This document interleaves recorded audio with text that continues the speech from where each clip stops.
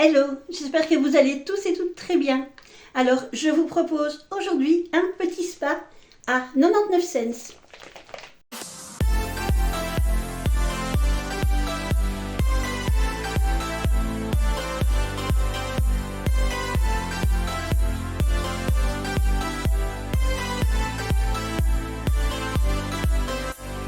Blague à part, on va un petit peu décortiquer ces masques. Alors, je vous avoue, et vous le voyez régulièrement, je prends ces masques très souvent parce que pour moi, ils faisaient très sérieux justement de par leur packaging et il était question quand même de produits coréens, de skincare coréenne, de K-beauty. Eh ben, je vais vous dire un secret, ça vient pas de Corée. Et je ne comprends pas comment ça s'est autorisé. Non, ça ne vient pas de Corée. C'est fabriqué aux Pays-Bas, exprès pour le marché européen. Alors aujourd'hui, vous allez voir beaucoup mes lunettes. Et d'ailleurs, je pense que je vais les mettre tout de suite parce que je ne suis pas chimiste et il y a des termes que je crois que même après avoir relu 10 fois mes petites notes, je ne les retiens pas. Et on va commencer par, alors celui-ci, probiotique. Travail, axe sa publicité, sa stratégie commerciale sur le mot probiotique. En fait, il contient des lactobacillus, comme dans tes yaourts, des lactobacillus qui entretiennent l'hydratation, non pas l'hydratation, la flore de ta peau, tout comme le lactobacillus soigne la flore intestinale. J'étais en train d'essayer de faire le parallèle. Il contient aussi de la scutellaire, qui est une plante médicinale asiatique qui apaise la peau, comme si tu donnais une tisane à boire à ta peau. Tout ça, c'est le côté positif. Alors, Yuka donne une note de 11,3 sur 20. Alors le positif, ce sont évidemment les ferments lactobacillus et la scutellaire, et le négatif, on y vient. Et c'est là que je prends mon petit papier. Négatif, il y a l'hydroxyacétophénone qui est un irritant potentiel, et il y a le 1,2 petit tiret hexanédiol qui est un solvant discutable, et il y a également des parfums. Alors, petite explication, l'hydroxyacétophénone, retenez ça pour quand vous ferez un Scrabble, c'est un conservateur synthétique qui peut irriter les peaux sensibles. L'hexanédiol est un solvant utile pour la texture du produit, mais pas très naturel. Alors, celui-ci, le Replenishing Refining, le NMF, c'est-à-dire le Natural Moisturizing Factors, c'est-à-dire qu'il joue sur les facteurs naturels pour l'hydratation naturelle de la peau. Facteurs naturels pour l'hydratation de la peau. Dans le positif, il y a évidemment l'acide hyaluronique, il y a des extraits de réglisse et il y a de la glycérine.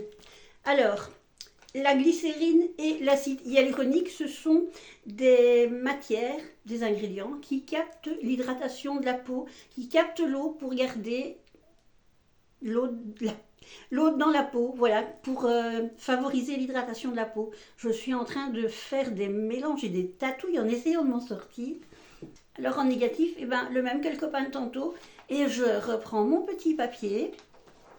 Voilà, donc les mêmes suspects. Hydroxyacétophénone et l'hexanédiol. Le numéro 3, le Cica. Alors celui-ci, c'est un soothing and calming, donc c'est un apaisant et calmant, et ça aide à minimiser l'inflammation de la peau. Et je reprends mon petit papier. Alors, il contient de la Cica ou de la Centella asiatica, qui est une plante réputée pour ses vertus réparatrices.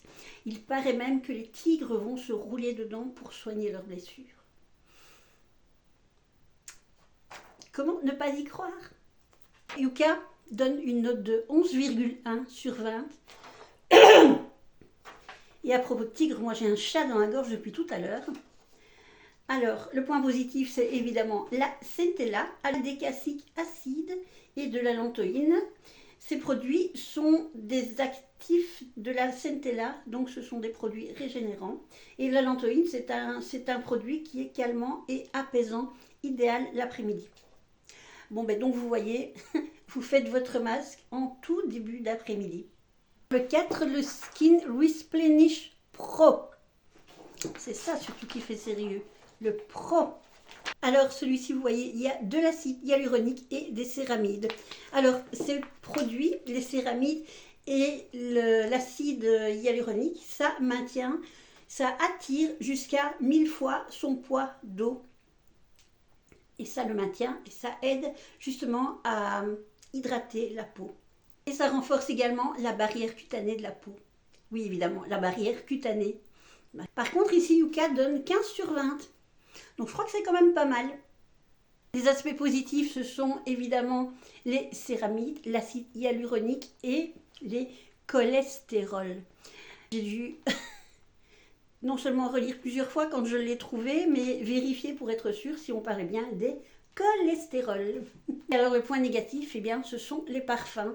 Donc en fait, c'est surtout pour les peaux sensibles. Visiblement, dans les 5 que je vous ai montrés, celui-ci c'est vraiment le top choix. Nous avons ici l'After Sun de Skin Bliss. Alors celui-ci ne joue pas sur le fait que ça vient de Corée. Celui-ci contient encore une fois de l'acide hyaluronique. C'est le grand gagnant des composants, l'acide hyaluronique et de la vitamine B3.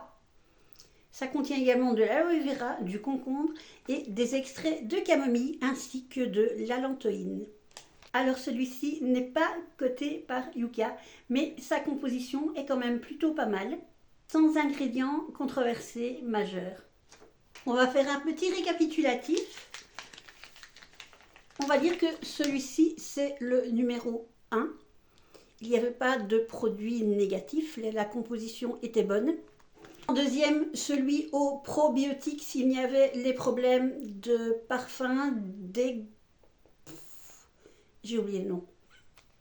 Alors, le point d'interrogation, celui-ci qui a l'air bien aussi.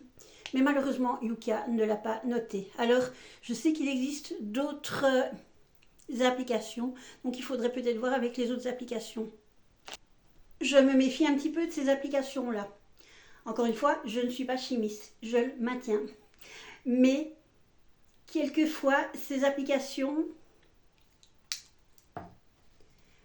Je retire mes lunettes, mais quelquefois, ces applications notent mal des produits parce qu'il y a par exemple des huiles essentielles dedans et que ce sont des potentiels allergènes, tout comme les parfums.